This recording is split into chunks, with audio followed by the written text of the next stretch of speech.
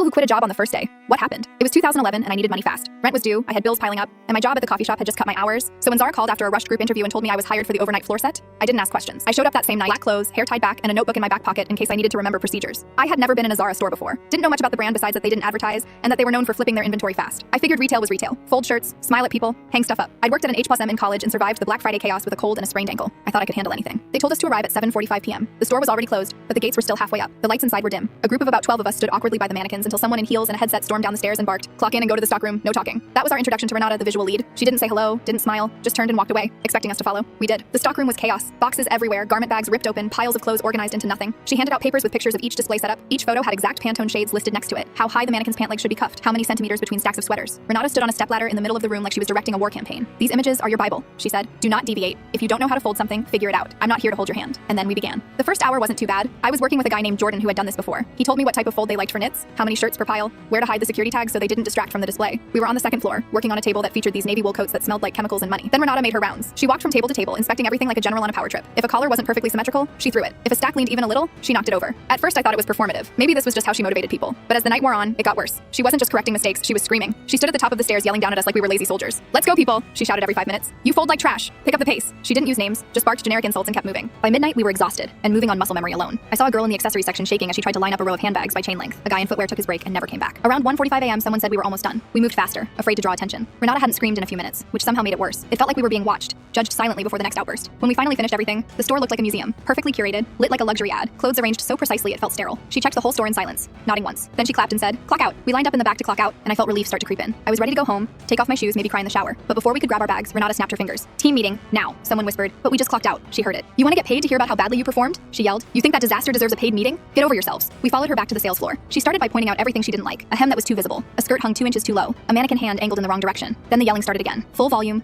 no breaks, pure venom. "I don't know how half of you got hired," she said. "This is what I get? After 10 years of building this store?" She started pacing. Her voice cracked. Then she started crying, screaming through the tears, not sobbing, more like rage leaking through her face. "I've carried the store on my back. I work 80 hours a week because I have to fix garbage like this. You don't care about fashion, you don't care about standards, and I'm done pretending I don't see it." We all just stood there, still not being paid, watching a grown woman have a meltdown in front of people she just met. I didn't know if I felt more embarrassed for her or for myself for putting up with it. When it was over, she walked out without dismissing us, just left us there, like props. I grabbed my bag and walked toward the exit. The woman who hired me, the one who interviewed me 2 days before, was standing near the back. She looked mortified. "I'm sorry," she said softly, eyes low. "I'm not coming back," I said. "Not angry, just done." She nodded. I never picked up my paycheck. Maybe 50 or 60 bucks. I didn't care. I just wanted to forget the whole thing happened. Years later, I still can't walk into a Zara, not even for 5 minutes. I tried once when my girlfriend wanted to shop and I felt my heart rate spike as soon as I saw the tables. The sweaters, the rows of boots lined up too precisely. It brought me right back to that night. I won't buy their clothes. Not new, not used, not off a friend. I don't even like walking past the windows. Something about the silence in there, the pristine displays and the sterile lighting, just makes my skin crawl. That was my first and last shift at Zara.